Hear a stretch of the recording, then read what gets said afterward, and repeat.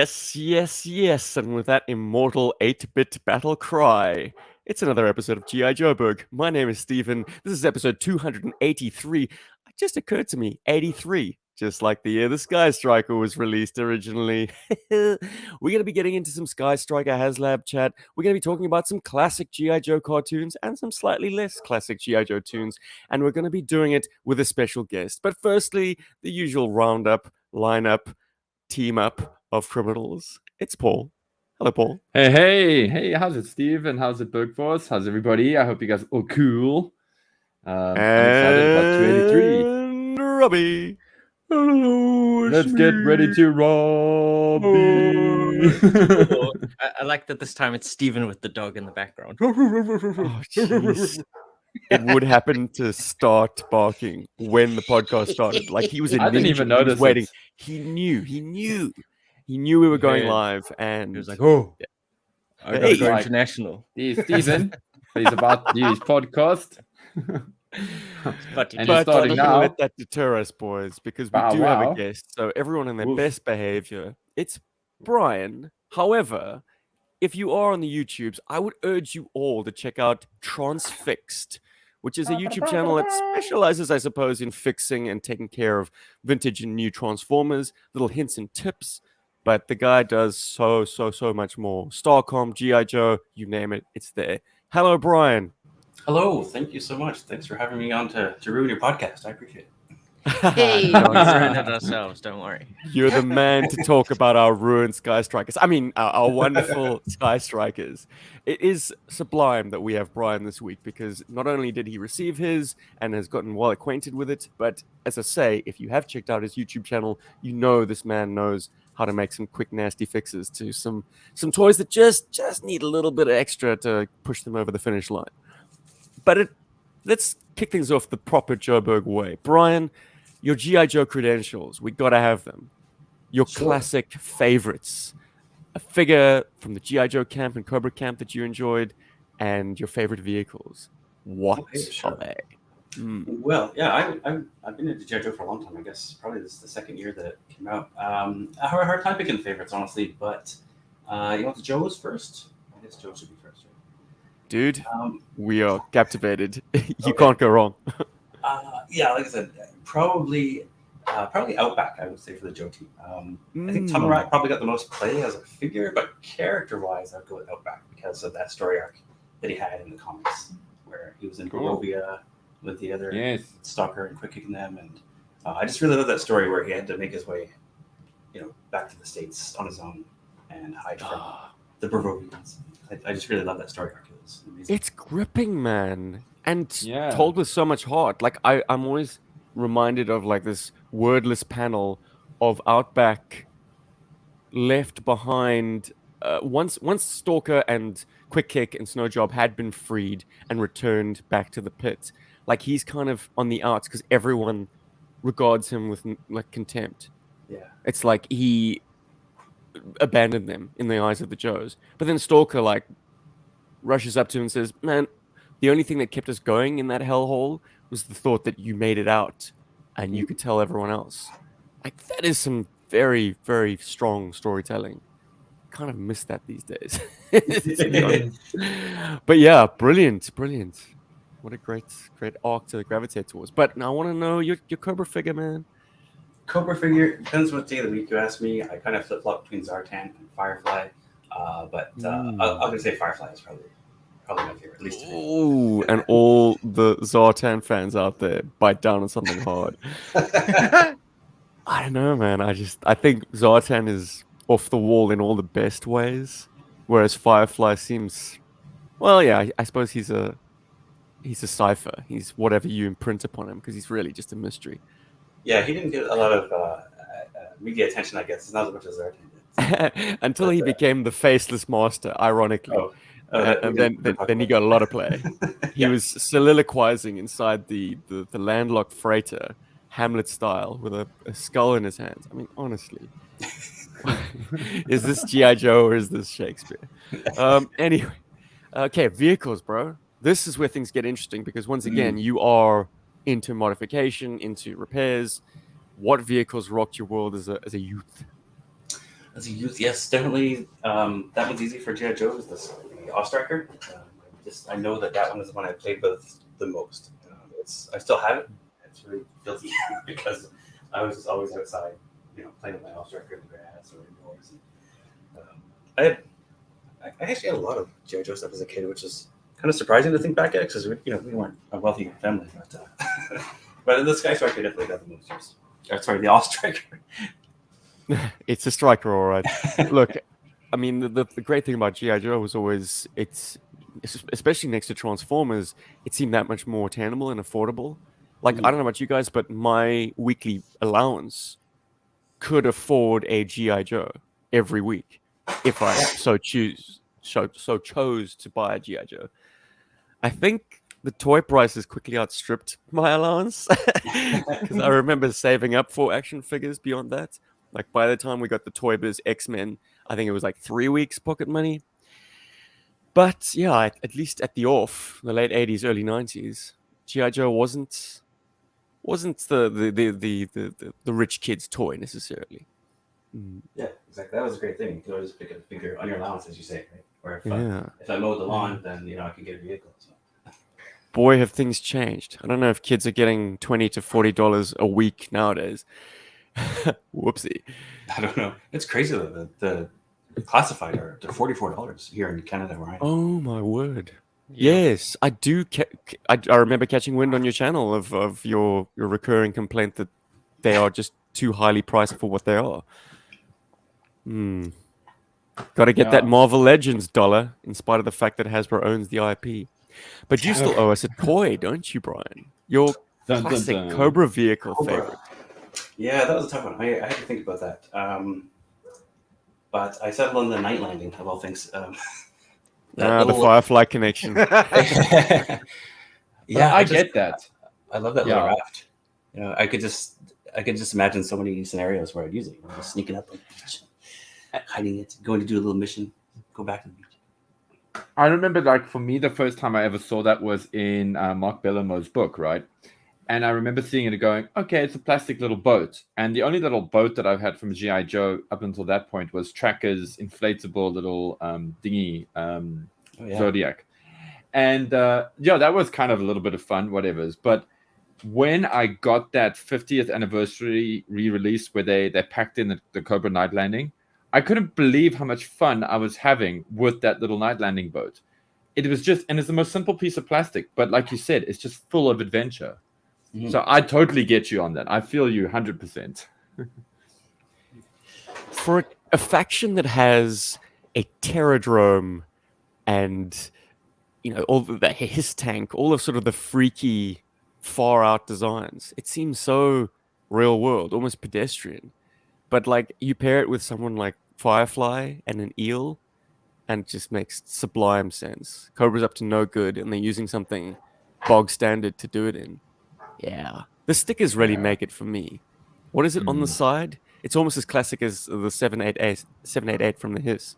It's the same sort of typeset, but it's like 873 or I don't know. Someone scream at me in the comments what if you can remember off the top of your head, and it has to be off the top of your head. It's just letters.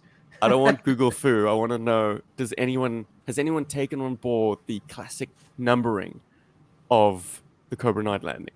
I know. Burger, mine's in the lounge. Sorry, Paul. You can't. No cheating, man. There's no cheating. Anyway, No, mine's in the lounge. So I don't want to. Yeah, that's where I was playing with the lounge. Are you an answer from Gaz there? No. Amazing. 878. I wasn't far off. I said, did I say 873? Whatever. An 8 and a 3 are but 2 rounded lines away So from each close. other. Pat You're on the back, basically right. Stephen. I'm so clever, G.I. Joe shit. Brian, this week, or was it last week, when the Skystriker landed at your HQ? Can you tell us your story, man? Yeah, sure. Well, it's the first HasLab that I backed. To be honest, I don't really like that they're using that business model. I don't think it's appropriate for a large company like that. But especially not when giving us something which used to be a retail toy. Like this, the Skystriker, let's just zoom out for a second. Why did Hasbro lead with this? Or why did the G.I. Joe team lead with this? The Skystriker is something that's almost ubiquitous in the community. But no, this one they assured us was packed with new features and new stuff, and it's a box full of things. It's a bundle deal. Anyway, I'm trotting all over your story, Brian. No, that's okay. Yeah, Were you home when it got dropped off, or did it Yes, wind up on your I was. porch? Okay. Actually, I had to be home. I think they sent me a message saying that you have to be there to sign for it. So Good. I'm lucky enough that I get to work from home. So I was here, and I ran to the door when it rang and got my Skystriker. And work stopped for the day. Yeah, that's right. Yeah, they had me, right? It was O-ring. It's a Skystriker.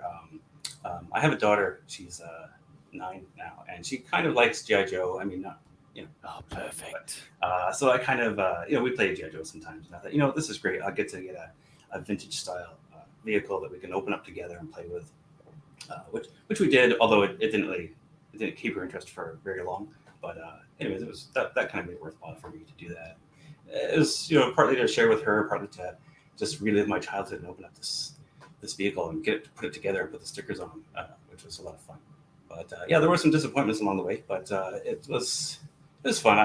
I don't know if it was worth the price that they're asking for it, but at the time, I really wanted to have that old experience again. I had the Snake Eyes and Storm Shadow O-ring figures so far, but they kept packing in figures on this one, so they had me hooked.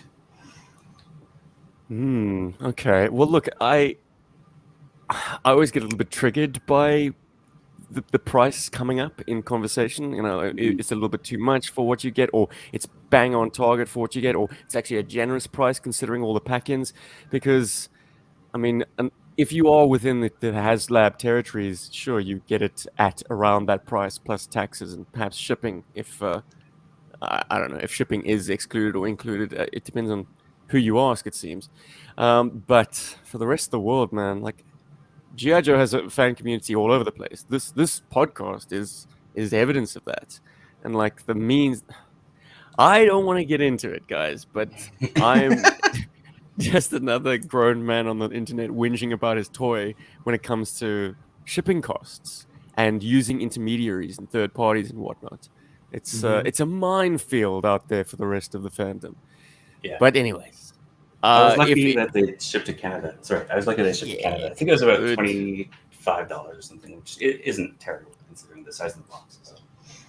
And the weight. I was pretty surprised that I've consumed absolutely every. Well, I can't say absolutely every, but a huge amount of the early reviews and unboxings, and I was fully aware of all the stuff that came packed in and how it was arranged in that box. And the amount of cardboard that you've got in there. And still, I was surprised at the weight of this box. It's not a light thing. And I've packed toy boxes before to try and sort of move my collection around. And yeah, I would be very nervous with a box that heavy. It's the runway. Yeah, they put the real concrete in there. Steel reinforced. But yeah, it feels like there's a lot jammed in there.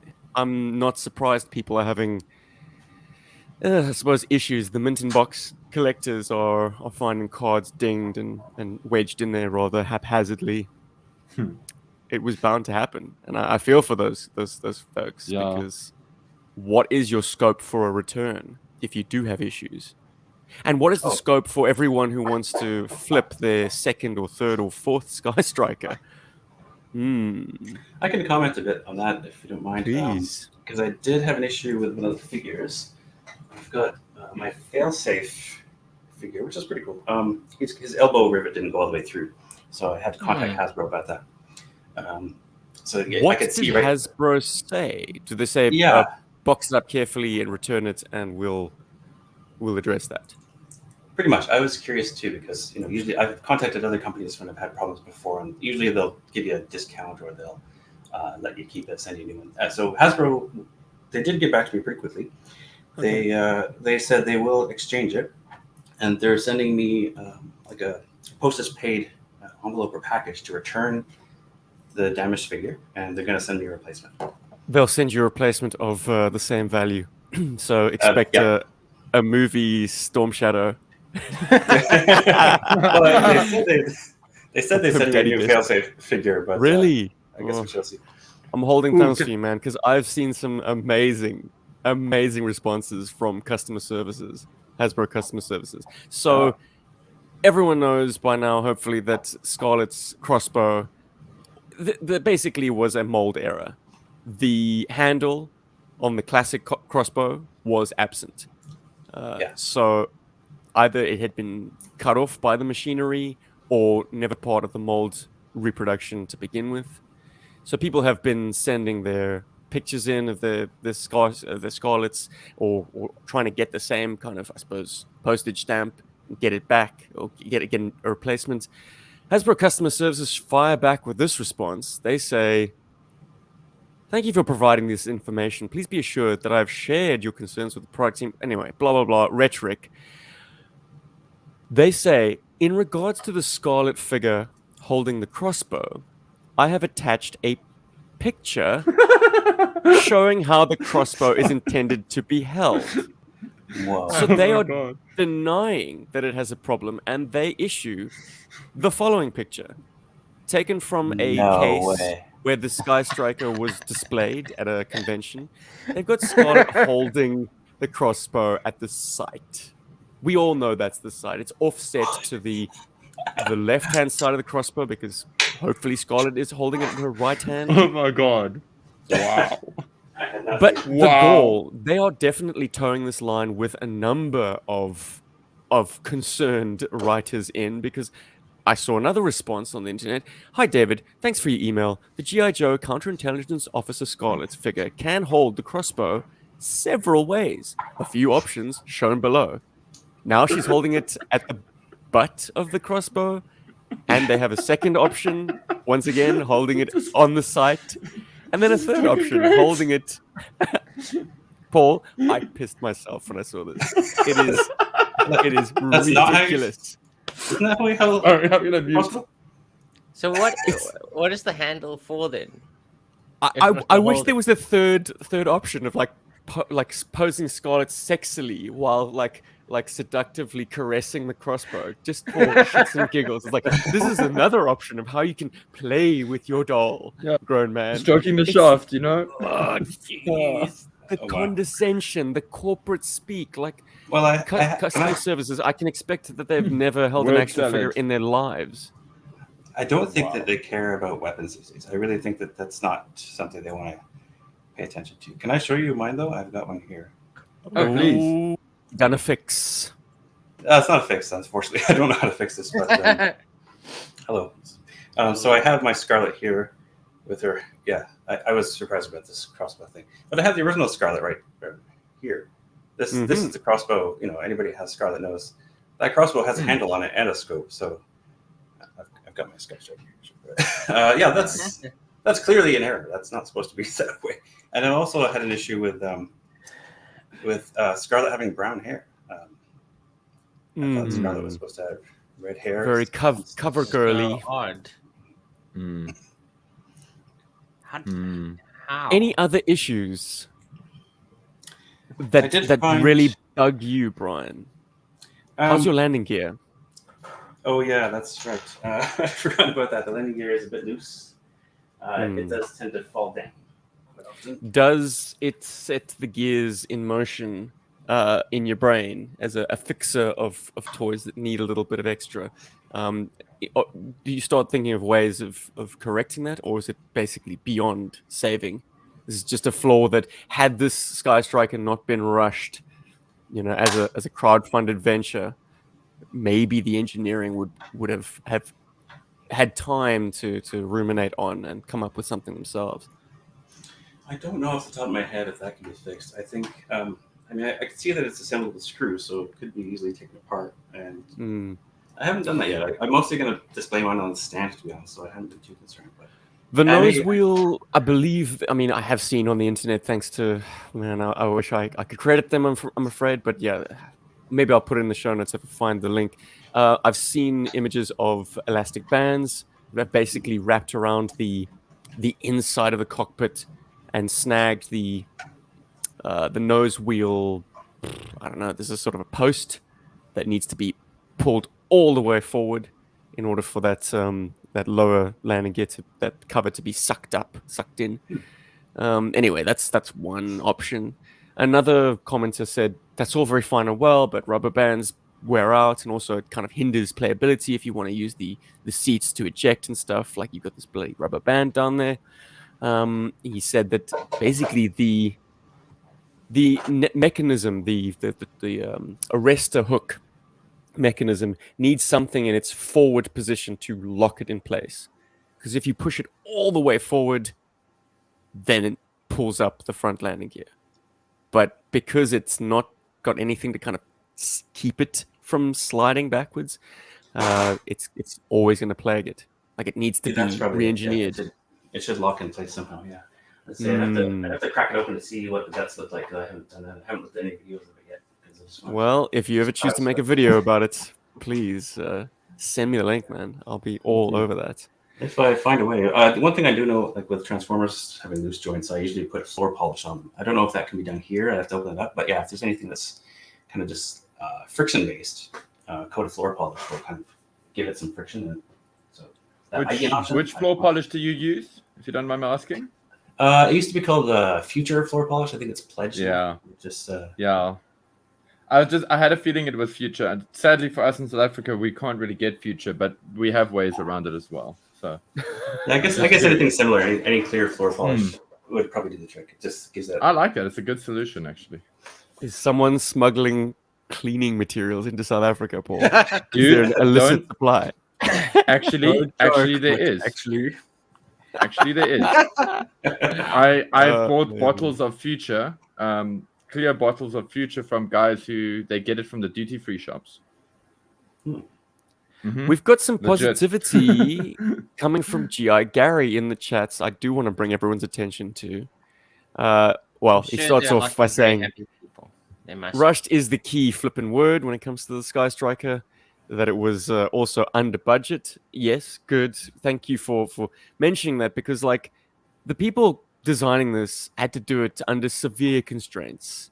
The fact that it exists at all, we should be grateful, I guess. But he also goes on to say that the nose wheel is an easy fix, that the rear wheels do not extend over the center, and screw it, I'm getting my screwdriver. So expect a fix coming out of Gary. Yeah, I'm curious. I mean, I assume this is proliferated. Like absolutely every Skystriker has this issue.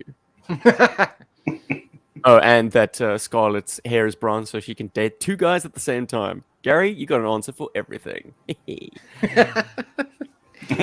Darren Cobb says she's undercover, so I like that too. Yeah. Amen.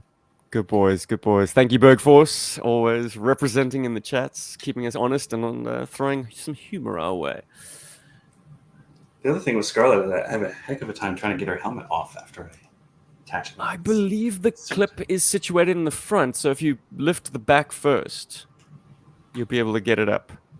Yeah, that's true. But I'm speaking always beyond my ken and using the knowledge of others, because while I have consumed so much information on the Skystriker, I myself am sitting with a sealed box. Why? Because I don't know if I want the damn thing. Oh. I was lukewarm about it from the off. I was like, why is Hasbro doing this? Why are they charging so much money? Why is it so difficult for internationals to get their hands on this thing? You know, do they not want my business? I felt kind of butthurt by it. I was like, modern Hasbro doesn't care about me. They don't want me to have the toys that I so slavishly love and worship on this podcast week to week. But after getting over myself, and certainly after seeing how the how the campaign was spiking towards the end, I jumped in on it, and so begins my long and stupid sob story with this thing. But it's finally here, and now I'm like, well, if it's not going to be the Skystriker, all the Skystriker it's meant to be, do I want it to begin with?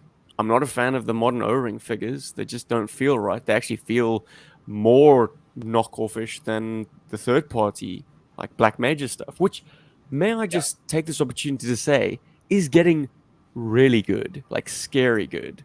Paul, that Cobra Trooper you bought me last year, insane. Yes. It's cool, so good. It's 90% there. They even Yep. they even reverse the rivets. So like it's they want to fool you nowadays. Well, no, Open it. Open Sorry. it. Well, Yeah, man.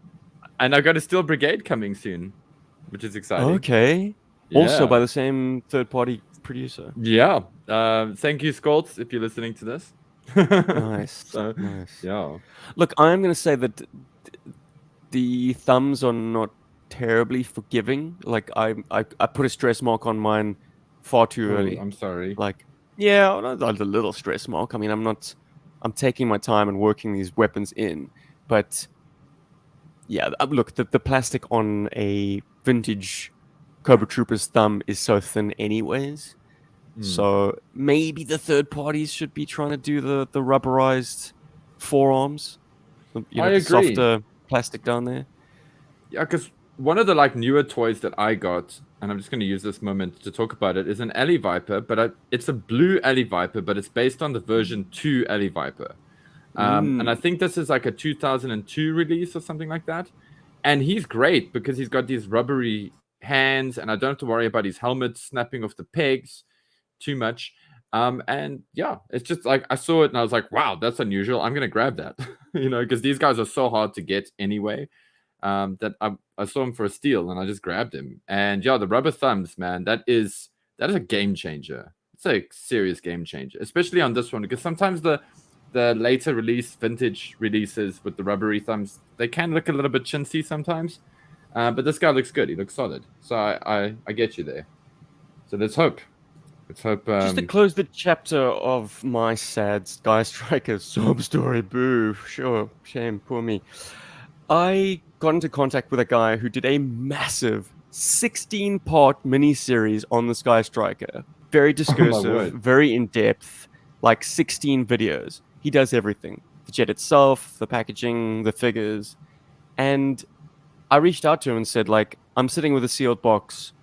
I am lukewarm on this whole thing.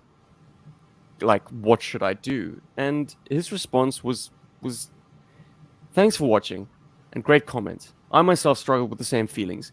As I created these videos, I found myself so frustrated I had to pause the video and walk away for a bit. The worst issue was the sagging front landing gear. Then the figure issues came. At this point, I didn't want it anymore. Then the decal issues just aggravated me. He's referring to the placement of the decals not matching the sticker sheet or the instruction sheet, and some of the decals just not being present whatsoever. Anyway, the decal issues for the artillery and fuel carts I just discovered after the completion of the series. I feel like HasLab should be premium, the best of the best offering, and perfect in every way. Then I realized it's Hasbro, a company who wants to just make money and doesn't have the heart and soul of the collectors here for the brand. Realizing nothing is perfect, I started to appreciate what I had. The plastic used for the jet is amazing. The features, playability, limited numbers produced outweighed the issues for me. I loved GI Joe since I was a kid. I never thought I would have a Skystriker like this in my life. So to answer your questions about keeping it or not, yes, I would keep it. Open it up and enjoy it because I feel it's something special for real collectors that love GI Joe, Yojo. Thank you, Mr. Black Sky Reviews. I would suggest to anyone who wants to have absolutely every secret of the Skystriker unveiled before their very eyes to check out his channel. Link in the description below. Also, Darren Cobb says, open the damn box. It is a toy, and even a slightly bodged toy needs to be played with. Hey man, if it is botched, like Amen. this is another thing that crept into my mind yesterday. I've obviously been thinking about it way too much. People who bought one and wanted to flip the rest now are having to crack open their sealed boxes anyways. Yeah. Because what buyer, I mean, you'd have to have a pretty ignorant buyer who isn't aware of these latent defects. People, and I haven't even spoken on the fact that some people have had Cobra Commanders with 2 right arms, like just misassembled out of the factory. Bubbles that are No glued stranger. offset from the sort of the red or yellow. Is it yellow? Anyway, the red sort of demarcation for the bubble. They kind of glued half onto the artwork. Oh, God. Various issues plague this thing, and you've got to almost, as a rule of thumb, open it up just to show your buyers. Bod Simon suggested in one comments thread, maybe you can say, buyer beware. Like, there are issues, but I'm leaving it sealed. You can leave it sealed too, but it's as is. Please, no returns. But yeah, you see if that shit can fly with PayPal or eBay. Yeah. Yeah. Yeah, I think that's boys. the thing. For the price they're asking, it's got to be perfect. You know, I And did like the plastic of it. It feels good. Sorry, go ahead. No. I was going to support you on that score. Like, Oh, yeah, absolutely. For the price they're asking, and the fact that it is a HasLab and a dream project, it absolutely should be perfect. It shouldn't have the screw holes everywhere, littering the underside. It sets expectations. I mean, I did have some issues also. Like my missiles are pretty loose; they fall off. The sticker sheet that you mentioned, yeah, that was something I wanted to talk about too, because the instructions don't show you where to put. I think they show you maybe where to put a third of the stickers, and that's not even counting the optional ones. They just don't show. What I did is I went online to 3D Joe's and I looked up the instructions for the original Skystriker and used that as my reference to where to place them, because it just doesn't show you where to put those stickers.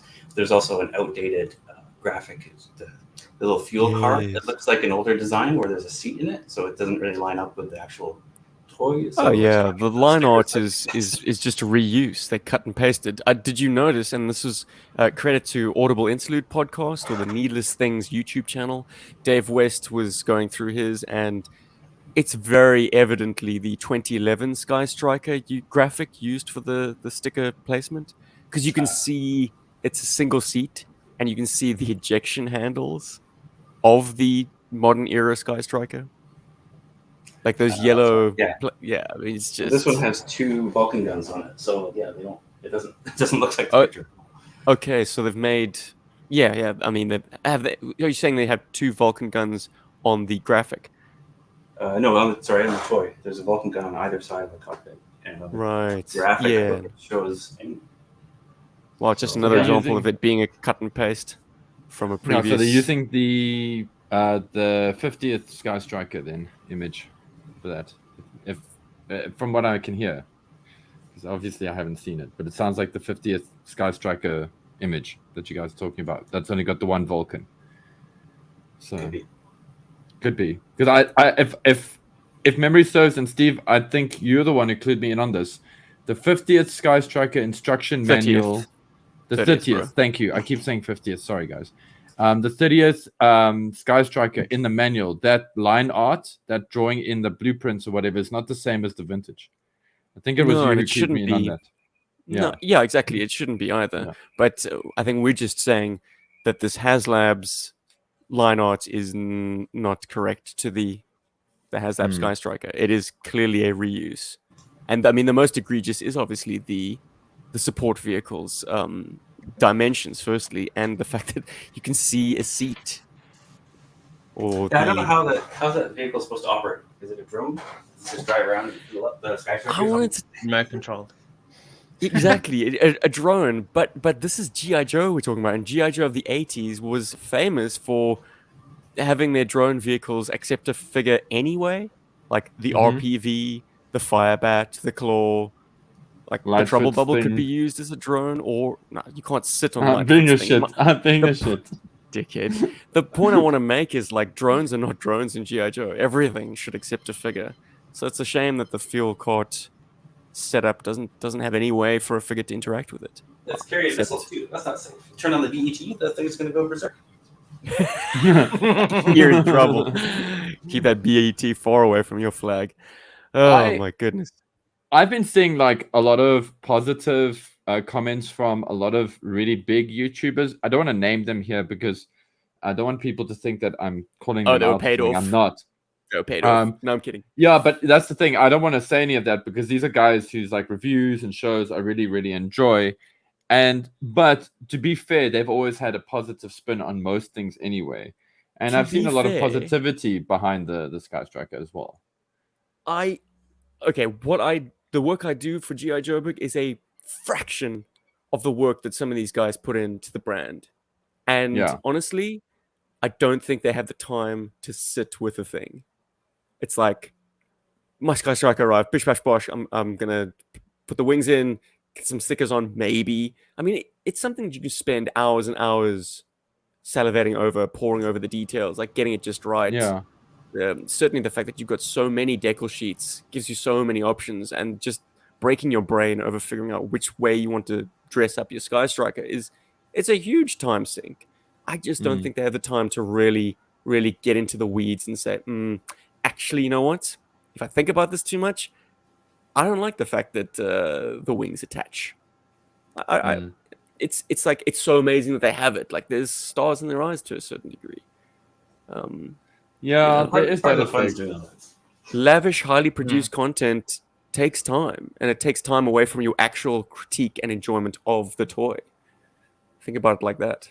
The more time you True. put into the production of your review video, the less time you actually have handling the toy. You're mainly just doing camera setups, making it look cool. Ooh, these blast effects are amazing. They're not just going to find their way into a drawer and be forgotten for years to come. They'll be given to honestly. Paul, you know. That's right. You can have them, Paul. I was excited Yay. about the deck vehicles. I'm very lukewarm about them now. They look so cheapish. The fact that they have no color pops whatsoever, well, apart from the stickers that don't fit. Boo. Yeah, That's the because you just paint the your own. reason I didn't want to do a video on this one just because I wanted to enjoy it for myself and not have to rush to put something out. So I stayed up spending hours putting on all the decals and measuring where they're supposed to go just to get it perfect. And so I think I did notice the problems that we're talking about, but overall I'm pretty happy with the jet. I think they dropped the ball with the figures. The card backs are a lot better. I'm glad they fixed that. But yeah, the figure quality and like you said, those support vehicles feel much, they're quite hollow. They're much like a knockoff type of toy. but at least the jet got some attention. It's got some good things going for it. Okay. Your favorite thing about the HasLab Skystriker then? Yes, yeah, please. All That's right, exactly what I wanted to ask. Yeah. Let's put a pin in this chat and just end it on a positive spin, buddy. Ooh, let's see. Favorite thing? I guess just that it got made. It exists. I like that it comes with the black tail fins. You can have it so it looks like the box art or the cartoon. Which did you settle on? I went with the black ones. I wanted it to look like. I think in my mind's version of the Skystriker is what I see in the cartoon and the box. So I had a vintage Skystriker for a while, but yeah, it was kind of call your bluff. I have the feeling that they didn't have the black fins in the cartoon. That it's a box art thing only. It may have been both. It might have just been back and forth. I think I did see some images of it with both colors. I wouldn't lean too hard on the cartoon for canon on that. No, because that changes. So that's the image that he remembers from the cartoon. Yeah. Nice. Yeah. Can't take that away. That I would rely on. Yeah. Yeah. Like the comics inspired all of my play as a kid, but the cartoon has that, it gives you the visuals and the voices of those characters. So some of that sticks with me too. But yeah, just, I don't know, for some reason to me, maybe it was the box, but I like that it had that. Yeah, I don't know. I didn't need the Cobra figures. I guess I just liked that it got made, even though it was in a format that I, didn't really, oh, and the tampographs are nice too. It's nice that some of the, instead of stickers, that some of that graphic is tampographed right on there. Unless you wanted to make it a Cobra jet. Sorry. Negative Nancy over here. Like, nail polish remover. No Joe? No Joe, anyone? But who wants to do that? There are a few. I was speaking to a buddy just the other day, in fact, and he got two. He wants the one to be classic Joe and the other, heavily leaning towards his son's wishes. They want it to be the Cobra version. So no Joe indeed. Or is it supposed to be GI No? I suppose either is humorous enough. GI No. No Joe, but yeah, I don't get it. It's funny. All right, let's close the chapter on Skystriker for now. But you know me, guys. This is always going to be an ongoing palaver. So as and when I do open it, yeah, exactly. Find out next episode on GI Joburg.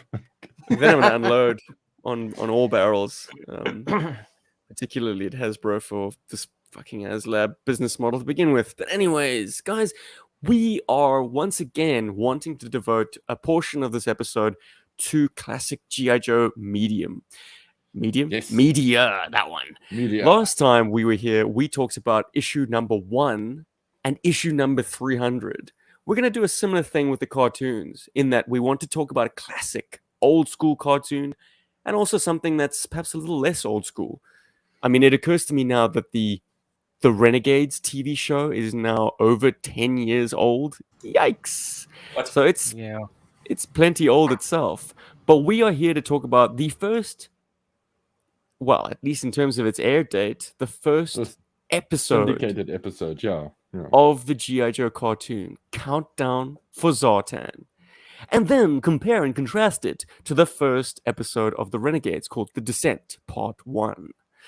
I have no idea how best to tackle this. Maybe we should go old school first and then go new school. Yeah. Yeah, okay. Well, let me... In a positive note. Yeah. Oh, really? Hey. Yikes. Those Whoa. them's fighting words. Who did a summary for this episode? I Countdown did a to summary Zartan? for this. Oh, I couldn't wow. resist. A summary. I love this animation series, so I relish the opportunity. Anyway, Incredible. let's start with the summary then. Okay. Hold on. Cobra Commander sends his most aggressive Care Bear, Zartan, to intercept Dr. Metier, who is on his way to hand over all of his country's information on terrorism into a big anti-terrorism computer. Zartan, disguised as Dr. Metier, plans to blow up the Worldwide Defense Center. Unfortunately for Zartan, he is made by the Joe team. Eagle. Freedom. In a dramatic transformation that no doubt harkens back to his days as a stripper, Zartan reveals himself and demands to be taken away. Zartan's bomb is set and the countdown begins. Zartan should be out of harm's way and his plan is a success, except he's detained in a holding cell within the Worldwide Defense Center. Whoops. Zartan is reliving a terrible Chipotle experience as he sweats bullets in his cell. Time is running out and the cell has no ablution facilities. Will Zartan escape from his own wicked trap? And will G.I. Joe manage to find the bomb in time? Spirit, who was captured earlier, manages to escape imprisonment from a Cobra facility, rescuing Dr. Metier and blowing up the Cobra base in the process. G.I. Joe saves the day and can now easily poison Dr. Metier with Gung Ho's gumbo, thus securing their jobs as G.I. Joe. And that is Countdown for Zartan. From a certain point of view. Excellent. It's a lot more that's a lot longer than my summary. Sorry, man. I wanted it to be shorter, and I had to throw in the Chipotle joke. I'm sorry, dude. Of course you did. But Rob, we thank you for doing the work, my friend. It seems Paul's enthusiasm could not be tempered on this. I'm sorry, Robbie. Can't stop. Brian, tell me, man, how was the reception of the cartoon in Canada? Did you also have it sort of in the afternoons after school, or did you catch this episode on reruns, or is this something that you encountered as an adult? What's your personal history? We always got it on TV after school, pretty much. So yeah, I will watch this, and yeah, I like this episode. We also catch it on weird times, like sometimes they show GI Joe on the weekends. A couple times the miniseries are broadcast like at 8:00 at night, which is a rare treat. I don't know how that happened, but yeah, usually it's the afternoon. And I like this episode. It's pretty good. I loved this episode. It seemed to have so much jammed into it. I mean, it focuses on Zartan, which is a favorite, but I think it's more infamous for its opening scene. Paul, do you want to speak to that? The ninja is a weapon! Storm Shadow punches a tank to death. Yes. Incredible. Street Fighter. It's a great, absolutely Street Fighter, and I mean, it's a great, I suppose, line in the sand between the Dreadnoks, who are totally uncouth but very violent and have superior weapons apparently, which can just rip through tanks and burn buildings down off their foundations. Amazing. And Storm Shadow, who just uses his fists and is like, yeah, I'll have you Cobra recruits doing like yoga poses. That's very cool. That was cool to see some Cobra standing training. crane. Yeah, it's great. It is cool to see Cobra training, because like you get to see the kind of like Cobra training uniforms. Yeah. Which you've never really seen before. Yeah. Instead of giving them vests and shorts, they're doing their training in like balaclavas. Like full on. So brutal. I suppose, maybe it's all part of the psychology of Cobra. It's like you are going to sweat yourself to death to finish this training. Their stamina. Yeah. Mhm. But there is one like cool instance in this show that I don't know if it's like intended. It's just my brain likes to link it. Is Storm Shadow's tank chop that he does. He also uses against Spirit in a fight, and Spirit manages to like block it, Not like explode. manages to deflect it, and not explode. Well, obviously, I mean, because if he got hit by it, he would have exploded. And I he was love that using because I was like, because I'm dying to do a voiceover of this, and I just want to be like, tank chop. He was trying to use the pressure points of the tank, and they didn't work on Spirit. So. Yeah. Oh, Spirit yes, is in the tank. He forgot. Yeah. And there's another great line in this show. Anybody want to wager a guess or hazard a guess at what that line is? Oh, there's Or at so least- many, man. There's so many, but my favorite, I gotta say, guys, laughing gas.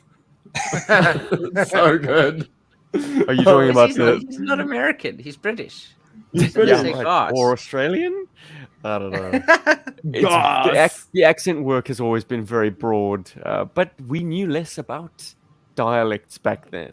Like, it was the 80s, man. You couldn't, like, YouTube, how do you say gas in Australian? Goss. Guess. Guess. Goss. I guess. Yeah. Rob, how did you find this episode, man? Because you're always a little lukewarm on the classic cartoon. You're like, this Well, is it was dumb. interesting. That's I a mean, euphemism. it does prove up, it proves Brian right in that Firefly is better than Zartan, because even though Zartan is able to fool Cobra Commander, like the instant he gets into that facility, he's just he's cowering in the useless. corner. He's Yeah. so bad. He's like, yes, you're that person that I don't know anything about, and I have totally planned this mission out, and I know all of the people in this room, and I am very good at getting into roles. He breaks under pressure by the end of the episode, which I find very interesting. He's a bit of Monster a of coward, disguise, but not really able to stay in character. Yeah, he's Yeah. actually quite bad at it in this episode. I mean, it's cool that he's able to do it, but he's so bad at it. It's like, It was kind of sad. We get to see all of his camouflage abilities too. yeah, I'm still trying to figure out get how that see works. How cool he is. Oh, the whole like turning invisible thing, and then how he hates the sunlight. I mean, I don't think they ever explain that. No. Apparently, he can go. I'm pretty sure he was out in broad daylight when he was in disguise, but then, Yeah, I exactly. guess right. that the disguise is over his own flesh, so it doesn't bother him as much. Look, by the time I G.I. also Joe the movie came along, Zartan seemed to have gotten over his fear of the sun. And perhaps even earlier. I'm sure there are plenty of sequences where he's in broad daylight and, yeah, where's my sun cream?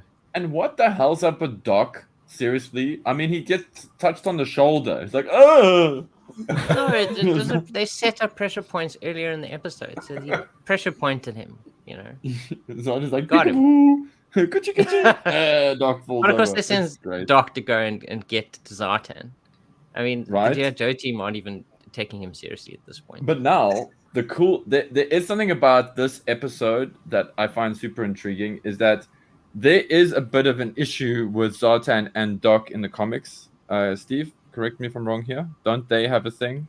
Like, aren't they? Lovers, Isn't Doc? yes. Yes, no, they definitely They have are. a romance. No, I don't mean, know, like, Paul. Doc and Zartan, I remember, really. I remember Okay, so- like Doc having a grudge against Zartan for some reason, or The being afraid only- of Zartan. The only Doc Zartan intrigue that springs to mind, man, is when in the aftermath of Zartan and Ripcord's duel on Cobra Island, Yeah. Zartan he gets hit while he's impersonating Ripcord, and therefore the Joes take him on board. I think it's the whale. They basically recover Ripcord inverted commas Ripcord's body, but it's actually Zartan. And Doc's like, this is weird. There's a bullet hole in the uniform, but no corresponding wound. And no, this guy's wounds don't match up to the wear and tear on his gear. That's the only thing I can think of. Like, Doc was the one who was almost going to blow the whistle on the fact that they were not recovering Ripcord's body, but in fact Zartan's body in disguise as Ripcord. But I can't think of anything Or else. I'm other just than getting that. it confused with Atlantis Factor.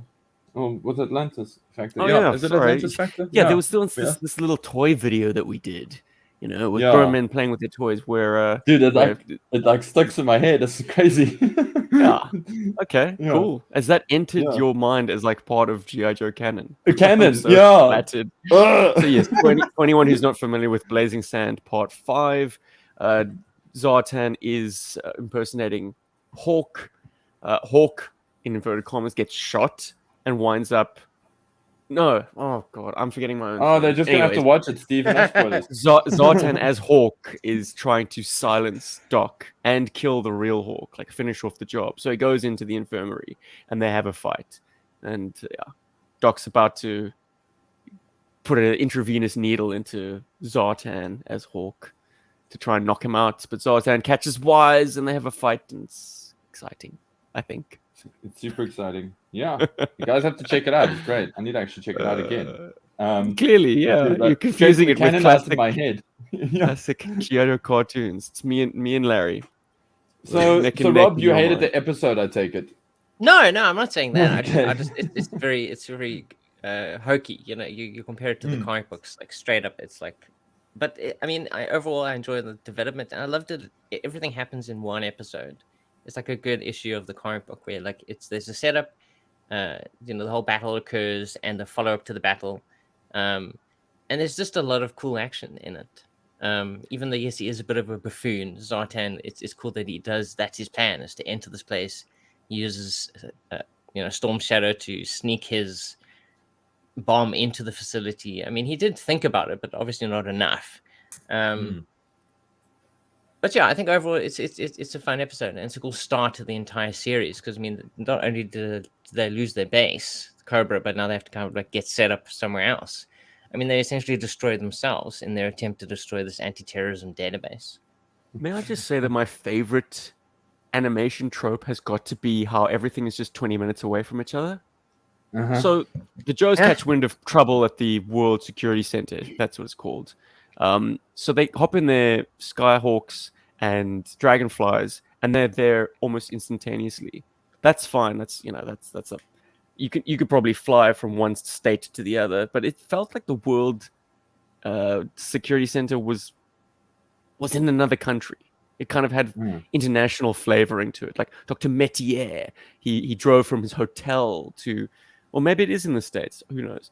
But what is even more astonishing is that Storm Shadow knocks out Spirit, or is it Zartan? I don't know. One of them manages to KO Spirit, and oh no, it is Zartan who sneaks up behind him and denies Storm Shadow. Like Storm Shadow on the one hand is saying, "We have to finish this conflict, otherwise we will both be destroyed." And then, almost within the same breath, he gets pissy with Zartan for finishing it for him. He's like, "No, I was meant to finish this. No honor. I'd rather be vaporized by the bomb." Anyways, besides the point, within moments, Storm Shadow has carried on his shoulder Spirit to the Cobra base. So that tells me it's within walking distance of... Well, that's why they were so global worried speed. about this database coming online, because then they would realize that the Cobra base is right there. But also, it's close We're enough your neighbors. so Freedom can fly to the GI Joe base to fetch the GI Joes. But yeah, that's always been the thing with the cartoon. I think they Everything mentioned is it was as in close- Springfield, didn't they? Or as far Was that as they Brian? need to be. Are they in Springfield? Well, there are many Springfield. Yeah. Oh, well, that's a great segue, because in the modern cartoon that we're about to chat about, yes, absolutely, it's set in Springfield. They've taken on a bit of that canon, which has always been, I suppose. I mean, it's both prevalent in the comic books, obviously, and it even gets play quite famously in the cartoon. In There's No Place Like Springfield, I think it is. The 1 and 2 parts are with Shipwreck being So good. abducted by Cobra and being convinced that the Cobra War is over. We've won. So you can now Mara declassify and all that everything. information that you have. Brilliant. Anyways, we will eventually get there. But right now, I think it's time to talk about The Descent, Part 1. Cobra is a legitimate business in this universe, a massive multinational corporation involved in big pharmaceuticals, information systems, and arms. A seemingly random group of US Army soldiers who have never met before, comprising of Duke, Ripcord, Roadblock, and Tunnel Rat, are selected to accompany Scarlet, a junior officer and Army intelligence, to Springfield, where a massive Cobra headquarters is located. Along the way, they encounter a very cold welcome, get assistance from a mute ninja called Snake Eyes, get involved in a firefight, encounter Mindbender and his blue, gloppy bio-vipers, and almost become bio-vipers themselves. They escape and destroy much of the facility in the process, but lose Ripcord and the evidence of Cobra's illicit activities in the process, leaving this ragtag group with all the blame for the incident. Only one man can help them, General Clayton Abernathy. But without evidence, there's nothing Hawk can do. Nice. Brian, you can kick us off as our guest. What are your early thoughts on the Renegades? And had you seen this show before? Yes, I had. Yeah, I'll watch anything that's GI Joe, but it was My different. man. I mean, I appreciate that they kind of try to reinvent GI Joe every certain number of years for a new audience. So I think this is aimed at a younger audience. That's okay. I mean, the biggest problem for you is the art style. I know it's probably a lot of people's problem with this show. I don't care for the art, but the story was okay. I wanted to also mention that episode that we just talked about was written by Christy Marks, right? And she's a prolific screenwriter for any cartoon you've ever seen, and especially Gem. This one I don't know who wrote, but I'm okay with GI Joe being kind of like an A team and Cobra being changed around. I guess that's okay with me, but I just didn't really get past the art style, I guess, and some of the dialogue. I could have done with a lesser Ripcord personally. Wow, no, I am. You're a code name. Paul, as a guy who's involved in a lot of modern animation currently, what's your opinion? Well, I got high marks for this show, dude. This is my thing. I absolutely love the character design. I think it's really, really great. And the guy, I think his name is Clement Sauvé, is his name. Is the character designer for this. Sadly, he passed away. It's actually one of the reasons they had to stop the show. But wow, I absolutely loved the character design, and I really liked how it translated into toy form as well. And it was a nice departure from the regular kind of trying to make everything look super realistic. It is cool to see them lean into this kind of toon feel. Sorry, I know I'm digressing into the toy side of things, but that's why I like it so much. It just translated so well into toy form. And it was cool enough for me visually. And I mean, listen, don't get me wrong, dude. If you don't dig it, I'm not trying to convince you otherwise. I really like it. What I do take issue with, but I do understand why they've done it this way, is the backgrounds mostly suck. They're very rushed. No, seriously. We're speaking directly to Paul's specialty now. Oh, yeah, man. So they should have hired Mr. Lopesha. Oh, dude, I would have so been there. But I know why they produced it that way, because one thing about the show that stands out, and I don't think people realize how much effort goes into it, but action scenes. It's got a lot of action, and a lot of action happening from different angles. It's like multiple cameras happening. And so they're trying to keep the backgrounds consistent and interesting, but they can't, detail the hell out of them. I mean, as somebody who spends 4 hours sometimes doing a background that gets corrections on, where I have to spend another hour to do the corrections, then sometimes the director will see it and it'll play out in a rush. Then we'll get feedback again, and we spend another maybe 20 minutes, 30 minutes. Okay, so what are we looking at? 6 hours, 7 hours on one background? That is literally a second of footage. Literally. There's enough. You only there are times when if Celia watches any of the rushes that I have from the show that I'm working on, I literally I've actually spoken to Celia and said, please, when you watch this, watch it. Don't look away. Don't do anything. Watch it, because if you look away for a second and it's one of my backgrounds, it's going to annoy me because it's like a blink or you miss it. So I understand from a production point of view why they went that way. I just don't necessarily love it. I think some of the design for the backgrounds is very, very haphazard. It's a bit crazy, but otherwise, yeah, altogether great show. I love the action. I love the writing. I think it's really directed and really well directed. And I also feel it was a gem that was super unappreciated in its time. And I think people wanted too much from it, to be fair. So This episode. no, well, yeah, well, the show in general. But yes, this Oh. episode is great. And watching this episode reminded me of that. Because I remember when this episode was coming out, we had to download them. And it was one of those, like, you know, I was really excited for the next one and the next one and the next one and checking it out. And I think, I can't even remember the name of the guy's channel anymore, but he used to have a really great website. And he would also do like a synopsis on every episode. And it was exciting. There was a lot of energy and excitement about the show. And it ultimately just failed, sadly. But looking at this first episode, it still shocks me that it did, because it's so good, actually. And that's enough Paul gushing. So, well, onto it's certainly somebody else. interesting. I mean, Yeah. I'd probably agree that I prefer the art style of the original series to this one.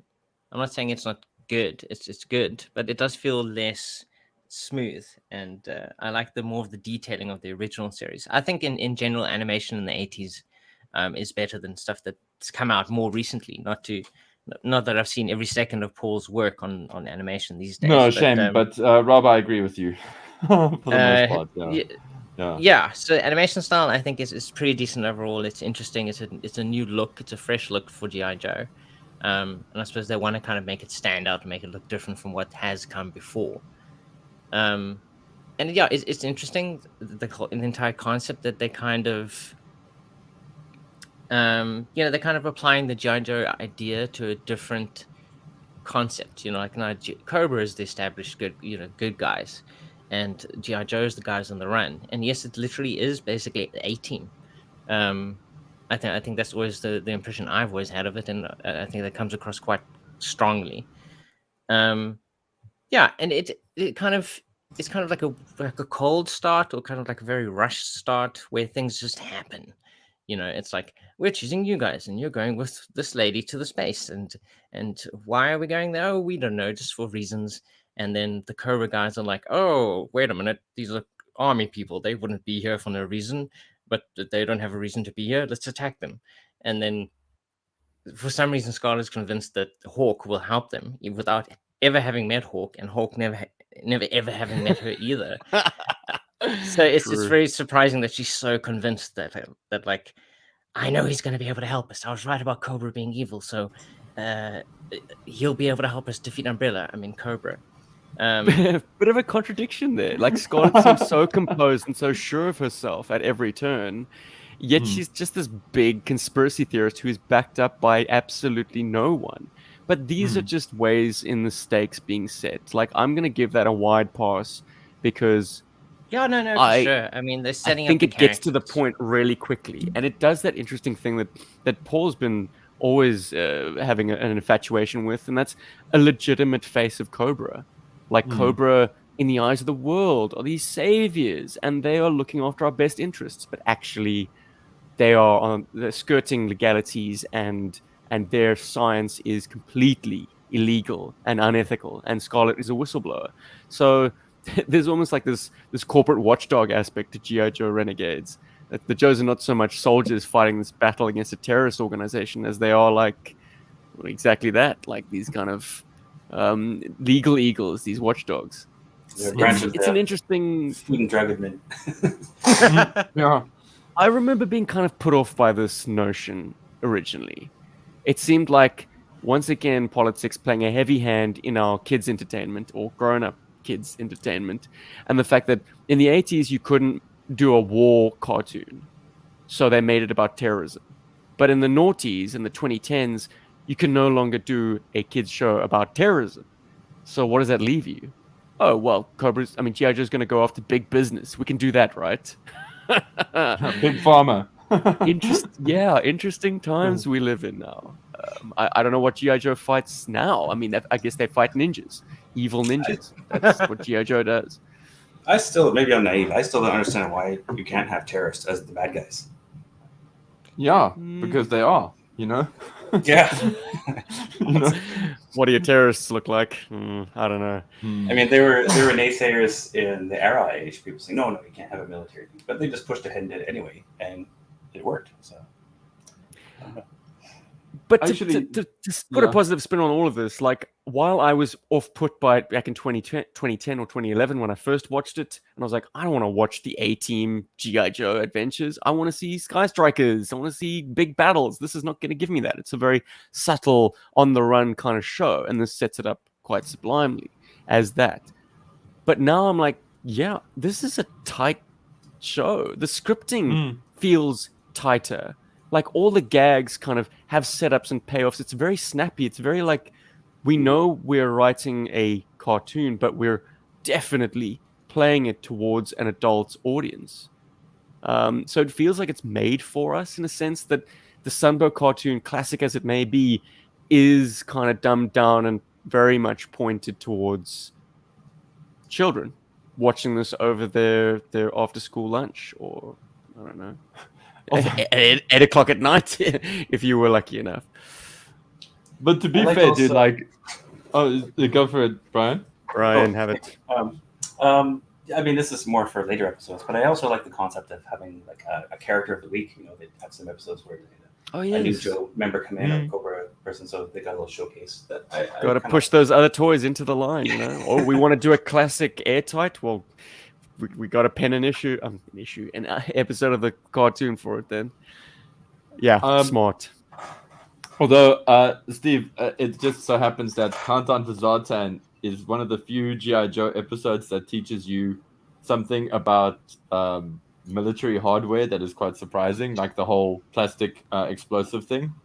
You know, when he throws the ball and he's like, by itself, it's nothing. But if you put in a detonator, and I was like, wow, they got away with that. That's setups and payoffs as well. Like that's some pretty smart writing too. And look, they hang a big lantern on the fact that Zartan is using a digital watch so that he has an accurate readout of the bomb's timer. And Dr. Metier uses an analog watch. So, ooh, red flag. But here's the funny thing. Like, it seemed like Zartan armed the timer on the bomb. We're jumping back to Sunbow, in case anyone had not noticed. But it seemed like he armed the bomb by pressing a control on the watch. Like, that's what set the timer. So when Gung Ho pulls the switcheroo and resets the watch, I mean, maybe the radio signal doesn't transmit, or maybe that's not how it works. But like, it just occurred to me, shouldn't the timer on the bomb also have reset? That could have been a big whoopsie. It's very irresponsible. And Ricondo at the end, he's like, it should be this wire. Oh no, it's not. Let me put it back. Why is Ricondo disarming the bomb? Yeah, it's hilarious. Let's get the jungle guy to disarm the bomb. I know. Yeah, that's the other thing. All the wrong specialties. It is very smart writing, though, of all. I mean, the original episode, the Sunbow episode, because there is setup in this payoff, and there's reasons for why certain things occur. You know, you notice that the watch is wrong. The characters, you know, and it has to be a digital watch because it's easy to kind of like work with. So I think overall, both episodes are interesting. They have good setups for themselves. I mean, the first one for within itself, and this one I think is obviously setting up a lot of stuff in its own world and trying to establish like what is Cobra, what is GI Joe in our version of GI Joe and Cobra. And I think both did a good job of. I think both are very well written episodes. I also love that. Exciting start then. Oh yeah. And back to and back to Renegades, like some of the things that I really love, I mean, like high points for me, I mean, aside from all the gushing I did earlier, but like to put it in point form, I love that they've made some of the characters kind of unlikable. Scarlet. They make Scarlet very unlikable on the offset. I am the superior officer. I'm the superior officer. How many times does she remind Duke that she's calling the shots? And I love that because that was power reversal, yeah. Good. And it's also very brave, and it's a very good like lesson to like younger viewers as well, you know, about modesty and you know, and but it is it's the woman. Not necessarily. No, well that, but like also like Duke takes it in his stride as well, you know, and he also understands there's a chain of command, etc., etc. But like that kind of thing comes across quite nicely. I love how insidious Cobra is, like how it's got its tendrils in everything, and how. You know, you even have the whole military conspiracy that's happening, and to put that in a cartoon is great because, you know, that's giving the storytelling an extra layer, which is cool if you're like a grown up and you're watching this with your kids, because obviously you appreciate that and your kids also appreciate it on a different level. And then making the Joes kind of young. Well, I know I'm seeing it a lot in the comments here as we're chatting, but making the Joes quite young was a good thing because a lot of military recruits are quite young, and it does add to the whole greenness, and it does make them kind of relatable to the audience that they're trying to target, I feel. So I like that as well. I enjoy that. And then once again, man, the action in this show is just fantastic. It's so cool to see Joe's shooting things and doing military stuff and being overpowered and then, having to take cover. And I love that. And then the Bio Vipers just, having something fun to blow up on screen is just, it's a visceral experience and it's great. So yeah, I've got a lot of love for Renegades, clearly. Good stuff. I'm curious though, gents. Like, I do want to get some positives and maybe some criticisms out of both Brian and Rob, but shall we rate these episodes against one another? And bearing in mind, guys, at least for the permanent members of this podcast, we're gonna be spreadsheeting these ratings, so you're gonna have to stay consistent with what's to come and what's maybe leave some room for things to get better or worse. Brian, let's start with you, man. Can you pull your highest points from both shows, your lowest points, and rate them both on a scale of 1 to 5? Yojo Colas. Ooh, 1 to 5 Yojos. Yeah, well, I prefer the old cartoon, but that's because I prefer everything that's old. And I guess I would give the Countdown for Zartan. I give that a 4 out of 5. I guess. And I like the story. It was kind of sad seeing Zartan fall apart, as you guys mentioned there, but I thought it was fun. And Renegades, like I said, I don't like the art, but everything else was good. I like the characters, except for the code name thing was a bit annoying, so I'm going to take a point off for that. I don't know why. Yes, I'm glad you mentioned it.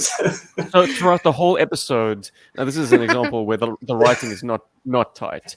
Ripcord is busy doling out code names just haphazardly. He's like, pick a lane, roadblock, because Roadblock's walking rather slowly and is getting in Ripcord's way. So that's how that name sticks. And what, you've been walking around a sewer, tunnel rat? Because tunnel rat smells bad, apparently. Like, they seem very wedged in. I don't like that. I don't know why. I think it's fine just to have code names because they're military outfits, right? But absolutely. I mean, you can do that, but I don't see what the point was. You can ignore Ripcord's. You could just have them have code names from the outset, and because how do you explain Duke? I mean, he's got his code name right up front. They call him Conrad Duke Hauser. Anyway, that's why he wanted like everyone code names, because he already had a cool nickname, so he was like, I want everyone else to have nicknames. He picked his own. Like Michelangelo. Cool nickname. It was forced and it was unnecessary. That's the only. Oh yeah, It is. It is cringe.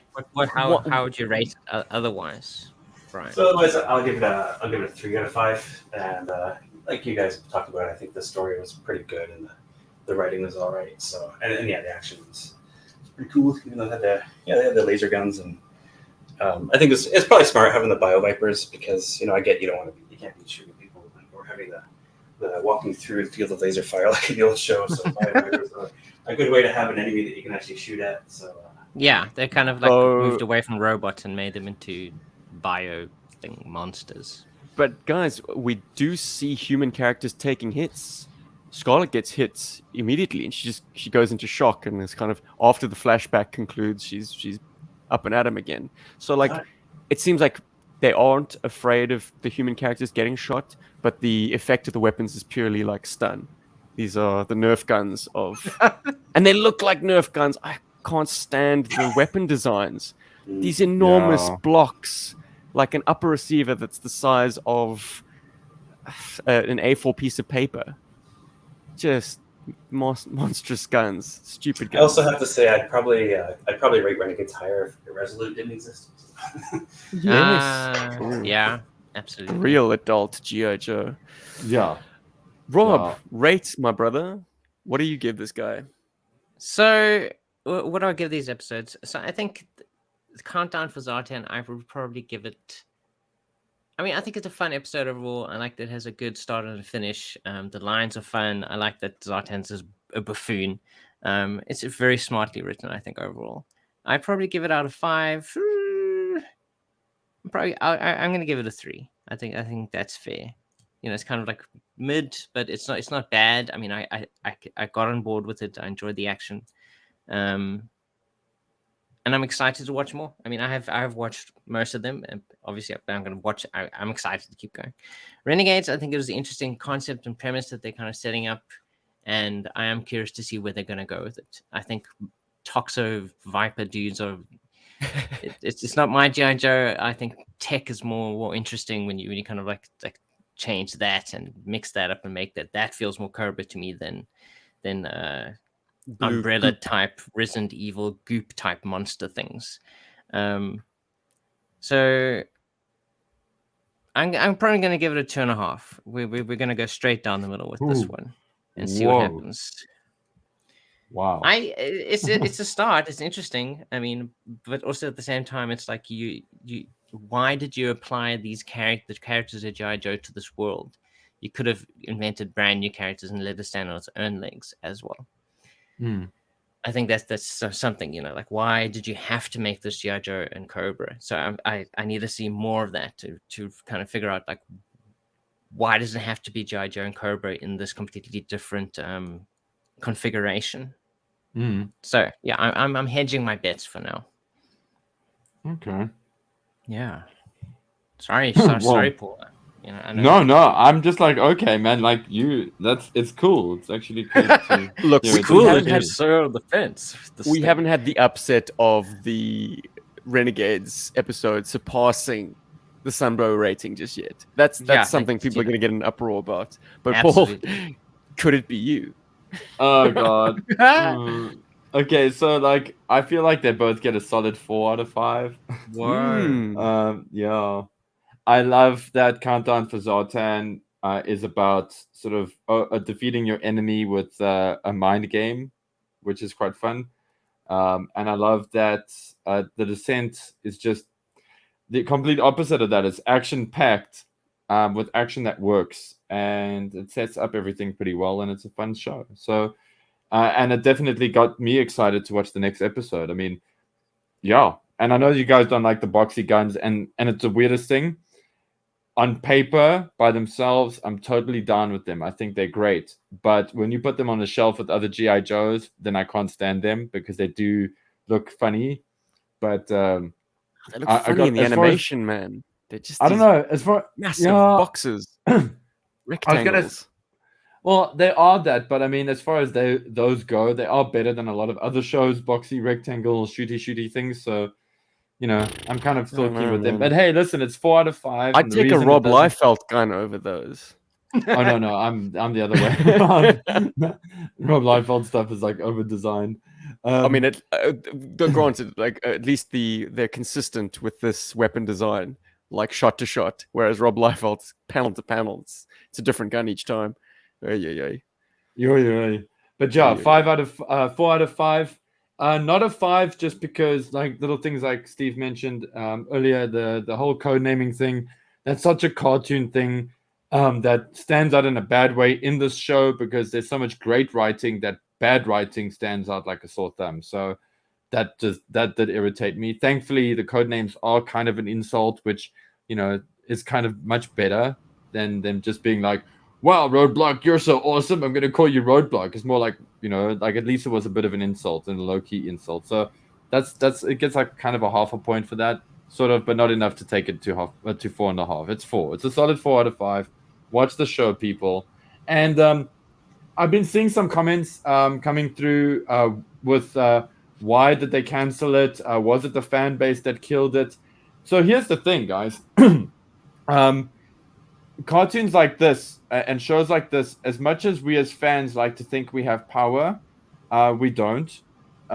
It's horrible, but we don't. And you can even see that today with the Netflix shows that have been cancelled and how the fan base has done major outcries. And then you actually see how many viewable hours have gone out, because that's what companies like Netflix look at, is like how many hours of the show has been viewed. and they look at their metrics and they say they're making enough money back. I'm not telling you anything you don't know, but anyway, there it is. This show didn't hit right with the demographic they were targeting it at, but it's okay because they still went into a second season, which means that things were probably good. Like they probably had good momentum. But from what I understand, it's actually a problem from Hasbro with the toy production and with the design of the toys and with the toy sales not being great. So it's actually because, from what I understand, it's the toy sales specifically of the Renegade sculpt figures that killed the show. So kids were just not buying the toys, so they thought, okay, well, this is the advertising for the toys, so we're just going to start advertising the toys to the kids. Yeah. So I believe that's the whole thing. Sorry. Yeah, we're always the very, very vocal, but very, very slim minority. So yes, we didn't kill it. Don't worry, guys. We're not to blame. So I think Countdown for Zartan is the perfect cartoon episode from the 80s. It has that bombast, very memorable characters doing extreme behaviors. Like Spirit is extremely noble. So similarly, Storm Shadow is extremely noble. Zartan is a coward and he's underhanded. Like they just paint these characters so vividly. We start with an intrigue about an infiltration and a bomb being set inside a building. We end with a massive aerial battle, a Cobra base being blown up, and Storm Shadow very studly walking away from this, these towering flames. Great it's shot. It's the quintessential GI Joe Sunbow cartoon. So I couldn't give it any less than a 4. It allows for things to get better. It allows for things to kind of drop off a little bit when we're dealing with oversized fruit and vegetables, perhaps. But everything is within the bounds of reality, I think. All the world's nations collaborating on their security, notwithstanding, of course. How are you going to get China to that table? I don't know. But yeah, it's a four-star show for me. And similarly, the Renegades gets off to a good start. It's very indicative of its time, and that's not a bad thing because I find the writing and banter to be believable and tight. I get these characters; they're painted vividly enough, but also don't strain believability. So this is kind of a show that's catering to an older crowd, and I appreciate it for that. It acknowledges that yes, we're making a kids' cartoon, but we are so aware of this small number of desperate clingers on, these adults who've grown up with the brand and desperately want to stay with it. So it's nodding to us all the time, and I appreciate it for that. So it's a 3.5 stars for me, or Yojo Colas. Nice. And who else here loved how the animation style changed when they went into the darkness and Stalker was stalking Zartan? That is super cool. Yeah, you don't see that in classic Sunbow every day. It gave Stalker a moment, which we so seldom get. But yeah, so it had it all. I want to throw in some fun facts quickly, just on both of these shows, just if you guys may. A fun fact and a theory. So the animation for the original 80s Sunbow G.I. Joe was handled by Toei Animation, and those are the same badasses who have done so many old school animes and animation series that we love. Namely, they did support work for Macross, which is also known as Robotech for some people. Star Blazers, Storios, Transformers, the list goes on. They've done so much stuff, and that's why there's such a great anime-esque feel to a lot of those old 80s cartoons. And then fast forward to Renegades, I mentioned the awesomeness that is the character designer, but that whole show, ironically, was done in Canada. So, which is not sounds a boot, right? Yeah, because listen, Canada has some of the best animation production studios in the world, and it's really, really awesome. And but it's just ironic how, in my eyes, one of the best GI Joe series ever made is not made in America, well, in the US of it. And I think that's pretty cool, actually. And then another thing that's also something I would mention as well is if people want a GI Joe show, in the future, for something to do well in the future, the trick is not to try and get Hasbro, to try and convince Hasbro to do it. The trick is to actually make a show and do everything you can, put all your own financial backing into it, and make sure that Hasbro makes a lot of money from it. And then we could actually have the thing that we want. So, and this has been proven by the guy who did the Castlevania series, because he did like, he went and got his own budget for that and managed to turn Castlevania into something that made a lot of money for Netflix. And did it the way fans wanted to. So that's just something food for thought, not guys. how you do it, Paul. You release a massive blockbuster movie that everyone loves about the titular character Snake Eyes. Awesome. Oh yes. No, man. Forgot. We're in trouble. In terms of GI Joe media, we're in big trouble. Try and convince the suits to put money. Yeah, look, guys, if you are watching the YouTube version of this, turn on the live chat, and you'll be treated to some insane codename shoehorn stories. I need to screenshot the entire thread and put it up somewhere because the Berg Force is going to town. Yeah, I've had myself on mute laughing at all these codenames that are coming up. Good boys. I'm curious also what you guys thought of Mindbender, his redesign and renovates. So Mindbender in this is a techno dweeb, a kind of a very much the Zuckerberg era baddie. Think Jesse Eisenberg's Lex Luthor, perhaps, if you need a big screen analog. He's cool. He's got a cool haircut. He looks like he's in his mid-20s, and he's responsible for all this illegal science. He's the I suppose the 2010s version of the mustache twirling evil scientist dude. I don't like it because it isn't as comic book villainy as we're used to, but it works for this resetting of GI Joe. If Cobra is indeed Big Pharma, of course they've got this little wunderkind, this Weasley character, like being Dr. Mindbender. He's not a wrestler with suspenders and a cape. Unfortunately, he's not even a dentist. He's not even a dentist. It's dull. It's dull and it's annoying. I want GI Joe to stomp his face. Hopefully they do. But that's proof that he is still a great design, or at least written well. He's written well. It's kind of a boring design. I mean, he is a boring design. That's why there's no figure of him. Yeah. So. All right. No, true. Yeah. There's no toy of him. I imagine we would have gotten a toy of Destro, but we can talk about that. We can speculate that in future episodes because are there toys of Bio Vipers? That's what I want to know. Ooh, so there's some controversy there. So they did the zombie vipers, right? And the zombie vipers, not a Bio Viper, not a Bio Viper, but it seems like those are meant to be like the fill-ins because I don't think Hasbro could do a Bio Viper the way that it appeared on the show. Unless they made it like a vehicle. I don't know. There's like, I just remember when I was buying my zombie vipers, and I think it was it's the dude that has What's on Joe Mind. His original blog. He had a really great blog. I think it was called Talking Joe. No, it wasn't Talking Joe. Anyway, he was also talking about how he thinks that they could be a sit-in for that. Listen, I could be misremembering. It's a couple of years ago. Okay. But I remember there being quite a lot of discussion on his tank and whatever about how those could be the shoe-ins or the fillers for the Bio Vipers. So yeah. So I don't know. That's the best I can give you right now.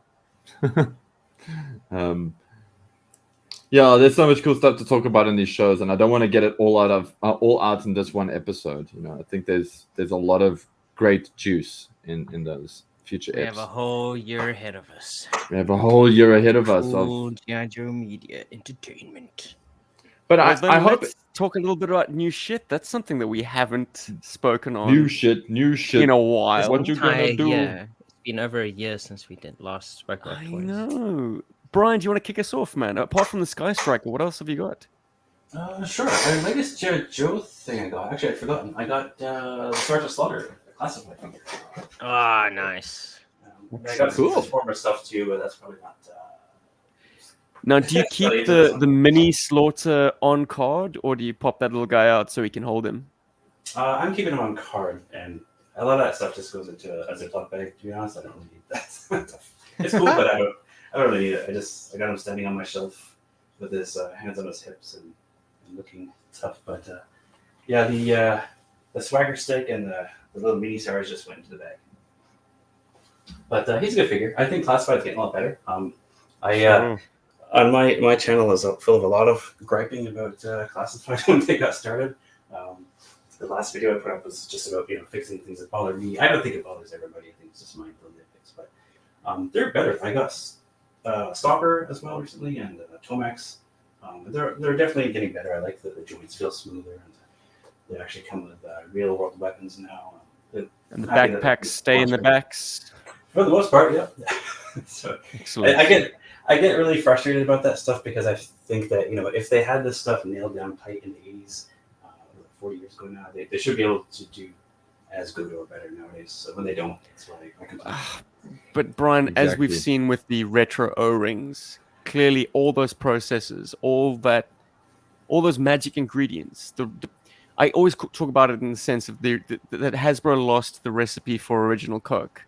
Like they can't replicate GI Joe as we know it. It's like every team that they like hire and then fire and then hire another team and then like they start from zero and everyone has to build these figures up the best of their knowledge from the ground up.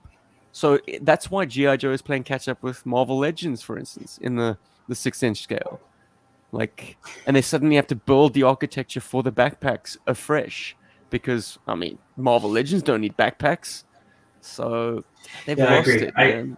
I agree. I think that's a good analogy, and I think they just need people that know what they're doing, that they care about it. Probably that I think the creative people probably do care. There's probably business stuff that's going on behind the scenes or cost cutting and. And then the creative people get fired because the company needs to look better on paper to the shareholders. So right. I think by cutting humans. You guys might know more about this, but probably I think they do a lot of sort of independent contractor type stuff instead of having in-house people that know that are there for years. And anyway, but they are getting better. I think they just wish they didn't cost them. But that's what I got in. Paul, I know you got some new shit kicking around.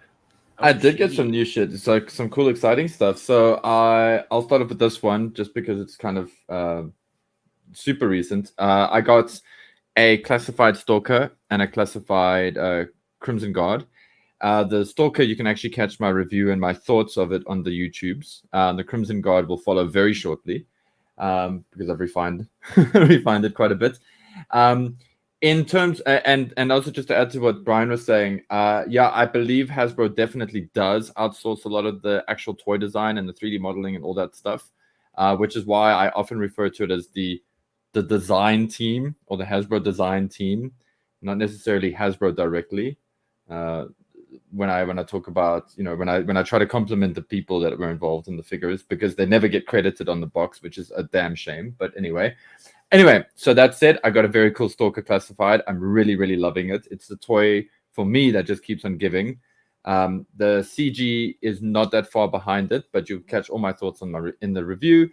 And I got some vintage stuff, which I got to close out last year with, but I only received it early this year. And that is version 3 Snake Eyes. That's the one with the cool neon swords. I have had this figure before. I still have it. It's just that the one I had a broken ankle, and that really annoyed me. And for a couple of years, I'd been trying to see if I could track down new legs for him. And I saw one for a really good price online, and I grabbed him locally. So really, really happy to have a complete one. And he has the bonus of having Budo's red sword, which suits him so well, actually. It's great. It hasn't left his hands. It's kind of like the best weapon for him. So that's been great. You guys heard me mention my Ali Viper earlier on in the episode. So he's been fun. He's a great new and interesting toy. And what's been great about him is that I got a lot of his accessories with my Black Major Satan or Red Ninja, however you want to look at that. He was bagged with so many accessories, and a lot of them are actually for this Ali Viper. So that's kind of, serendipitous. And the third one on my list is Sonya Blade from Mortal Kombat, who is so great. It's just Jinx's body with Sonya's head, but it's a full-on black, outfit, ninja tabi, ninja gear, however you want to look at it, gi, or dogi, whatever. And yeah, guys, this face sculpt on this toy is incredible, and I got some very cool plans for this toy. I've spoken a little bit to Stephen and Rob how I imagine the story going on for this character. So now that I can speak about it on the show, I can now start hopefully activating some of those plans. And last but certainly not least, all the way from Stephen, and for Christmas, I got myself Talking Battle Commander's Cobra Commander, and he's so great. And this is how great he is. His backpack still works. It's so cool. So this was a really nice surprise. Thank you again, Steve. And yeah, so I finally have this guy in my collection for the first time ever, because I've never had him. Everybody around me always had him. So yeah, so that's pretty cool. You're welcome, so that's all guy. my cool new You're shit. welcome. Oh My God. He doesn't say there's a snake in his boot, though. There's a thing in my boot. You'll never know. I mean, the sound chip technology of 1992 or even earlier. It's so fun to hear how things have changed, and how like kids toy, like infant toys, the sound chips are incredible. I'm listening to like tunes. I'm like, man, I had hi-fis that didn't put out the kind of sound quality that this stupid bear is doing. Anyway, on the topic of kids' toys, so last week got a cardboard box that allegedly contains the HasLab Skystriker. I don't know. Maybe it's just plastic shavings. Maybe we'll never find out. But in addition to that, and Paul, you're going to love this, Elliot is obsessed with Hot Wheels cars, or any die-cast cars for that matter. And now it's a very exciting time because he's finally dexterous enough. You know, his fine motor skills are good enough for him to be able to manipulate these cars and race them around. Dude, we are tearing up shopping malls, public pools, everywhere there's a ledge, any wall he can ride these along. Like, we are having epic Hot Wheels races throughout the world, and it is amazing. Like dadding is starting to get really good. In fact, I had to mute my microphone just now because I could hear the sweet sounds of a Hot Wheels car being ridden along the door that's just behind me. I'm like, yep, that's my boy.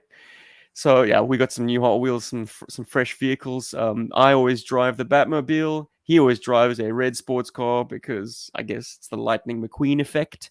And occasionally, when Kim can deign to do so, she drives this thing called Track Manga. This green, yes, the manga tuner, love it. So very good. cool car. And we've discovered on Amazon Prime a Hot Wheels stop motion animation show called Hot Wheels City. So yes, fun. It's so Dude, good. if you love play motion, like this is and stop motion for that matter, this is a professionally produced Hot Wheels endorsed show, and it's just cars all day. I've suddenly developed a love for like the more off the wall designs that are very toyetic and very Hot Wheels ish. Because like typically, like you, Paul, I've always gravitated towards the cars that look like the real thing, with very detailed, realistic paintworks. Now I'm like, oh, give me the fun stuff, man. Give me the wacky stuff with like translucent panels. Awesome. I got And, my like, fair share of those. I mean, I've bright got a wheels. toaster. It's so cool. I got like a little toaster, Yes. and I got a hot dog on wheels. I've got a few Dude, of those. They're really they fun. dispatch a giant ape using the toaster and the hot dog cars. Like, this show is so cool. You need to catch a bit of it. But in terms of vintage GI Joe-ness, can anyone tell me what the hell the slam is meant to be? I think it's fun, but yeah. So it's been suggested online that it's like a 2-seater porta potty. You can kind of stare lovingly into your friend or partner's eyes while you drop it like it's hot. That's why I have Falcon and Outback not looking at each other. They're deliberately like, I contact. don't lock eyes, man. I can't do it when you're staring at me. But yeah, man, this thing is all kinds of weird. It looks like it's sculpted to be on train tracks because it's got these little like sculpted roller wheels, but it's got the dumbbell wheels as well. There was obviously a course direction somewhere in its history to make it a static or semi-mobile artillery piece because it's strange.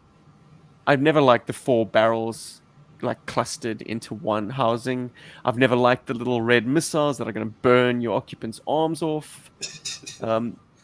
A hidden feature which I did not know about. Well, okay, it's got a tow hook, which suggests to me, obviously, which kind of hammers home the point that it is supposed to be self-propelled and not supposed to be towed, which is so weird because when I first saw it, I was like, oh, it's a towable weapon system like a Hell or a Whirlwind. No, guys, this thing does the towing. Weird. What? And then the leveling legs that slide out very Yeah, they're loosely, weird. may I add. They are weird because they don't angle the foot pads downwards at all. It's odd. It's I also have that very problem with mine. I was like, what the hell is that design? You know? But I do like the instrument stickers being unique Mm. on both sides. That's kind of cool. I also love the color. Yeah, look, you can't go wrong with the OD green. Or this tends more towards the Havoc green, which is cool. I think they make for good buddies. But once again, you can't get it to tow. I mean, look, in the comic books, they had an APC towing this thing, which is a double fault because the APC doesn't have a tow hitch. And this thing isn't meant to be towed. It's meant to do the towing. So it's all kinds of weird. But I'm glad I have it. It was a very cheap pickup, local seller on Facebook Marketplace. So I drove and picked it up, hoping to make a new Joe Bro. But no, this guy's actually just selling off his brother-in-law's old toys. I didn't ask what happened to the brother-in-law. Whoopsie. But yeah, he's got a Night Raven and a few other things. A Havoc as well, incidentally. But I've got those boxes ticked. Very nice. Yeah. And that's me. I'm glad you Rob, got a slam. Need to ask, buddy? No, nothing new on my end. I enjoy the toys I own. Boo. Maybe you should tell us about which one's finding its way to your hand week to week. Oh, That could be a fun section. That could be Maybe we'll do that next time. I don't know Hell if yeah. you want to dive into a YouTube comments thread from last session. Is there one that jumped out at you? Tons of really great ones, but I always seem to gravitate to the funny ones. Derek Falk, a bunch of drunk dudes playing with priceless 80s action figures. Lol. And then Bart, who was our guest on the show, was like, I was not drunk. I only had one beer. Great stuff, man. But lots of great responses, though. I mean, like really detailed responses, actually, in regards to the comics themselves, as well as like Jim Shooter and some comments on the Skystriker, even then. So definitely worth checking out the entire comic book section, comment section. Yeah, man. Incidentally, I did check out that Jim Shooter podcast. Good. Yeah. It's interesting that Jim doesn't agree with Larry on the point that Larry always makes, that he was the last person they asked. Jim was like, no, it was one of the first people we asked. I just watched that too. It was fantastic. I love that interview. Yeah, very cool. Smart man. Man, he was involved in Marvel at the age of 13. He wrote a Spider-Man story for Stan Lee, and Stan was like, yeah, keep writing. You're my man. We'll be publishing the stories of a 13-year-old. Here, One day team you'll up be with my boss. you can tell a veteran artist what stories to draw. I mean, that must have been an interesting power relationship. Yikes. Yeah, he was saying he was, I think he was 26 when he was running things there, and yes, wow. editor What am I doing with my life? of Marvel at 26. Insane. Yes, so once again, Talking Joe has the skinny on Jim Shooter and all his Joe and non-Joe related stories. He's a fascinating guest, and for an older fella, his mind is still sharp as a tack. So it's a pleasure to listen to. Yeah. All right, boys, I think it's time we wrap up on episode 283. Oh, by the way, if you are of an aviation bent and you see that the runway inclusion in the HasLab Skystriker has runway 83 on it, you know all too well that no runway in the world could be called runway 83. Why? Anyways, why, he asks? Because they're points on the compass. So and you always drop the 0. So like runway 18 is 180 degrees, which is due south. Runway 01 would be straight ahead, due north. So 83, like there isn't, like 830 doesn't exist on a. Oh, I Of suppose course it could it be can. You just keep going around. 83 degrees is just. It's just north of east. Okay, sorry. Well, there you go, Scratch Stephen. that from the record. I don't know what I'm talking about. Hey, but I learned something new today, so thank you But for face 69 is shaking his head. He's like, nah, He's it like, doesn't matter. nah. He's like, oh god. You can call your runway Dave if you want. Guys, I'd like to thank, on behalf of GI Joburg, Brian, thank you. Dude, pimp your channel. Oh, thanks so much. Get it in there. Talk Well, a little bit about Transfixed. Yeah, Transfixed on YouTube, and I also have an Instagram, which is just pictures of things, mostly of comparison side-by-side stuff, and little fixes that I don't show on YouTube. I'm trying to do some more shorts and things like that, just playing around. It's just because when I was a kid, I used to hack up my toys and try to fix them. I know there's people that do it better out there, but this is just kind of the quick and dirty type of fixes. So yeah, Transfixed is the name of the channel. And Thank word you to so the much. wise, you want to tap on the channel that has Cup as its avatar, because if you type Transfixed into YouTube, you might find some interesting alternate suggestions. But yes, the link to the channel is also in the description below. So scroll down and hit that link, baby. Thank you so much for having me on. This has been great. We've had a great time. Awesome. Hell yeah. And I guess man. there's only one thing left to do to tie a nice ribbon in this episode, and that's a hearty Yo Joe. Joe. And thanks to our Patreons. Oh yeah. There they are. Boom. Thanks, guys.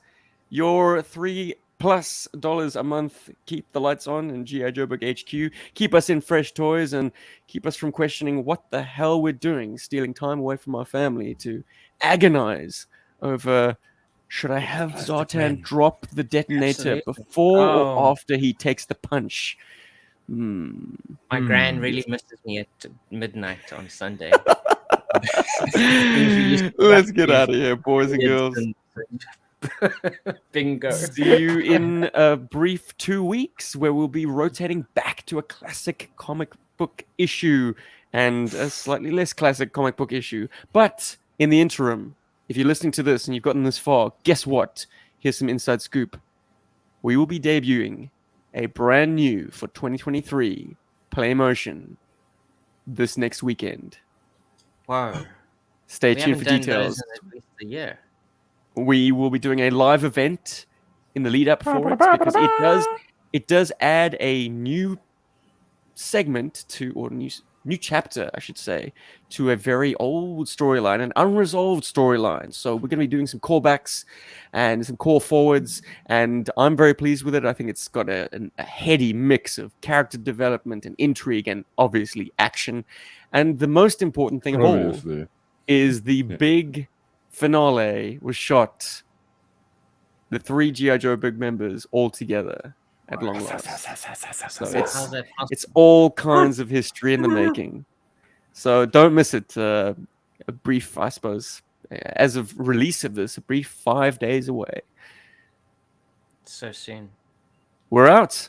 Yo Joburg. Bye.